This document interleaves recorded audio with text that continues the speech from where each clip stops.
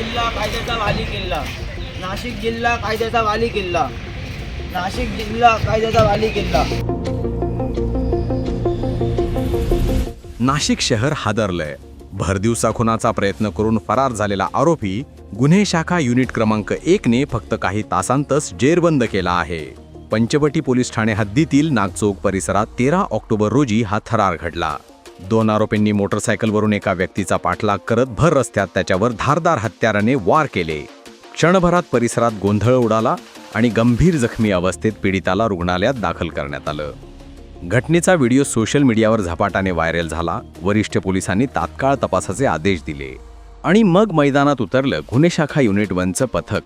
फक्त काही तासांच्या अथक पाठलागानंतर गोपनीय माहितीद्वारे पथकाने भद्रकाली परिसरातील शिवाली चौकात अचूक सापळा रचत आरोपीला पकडलं.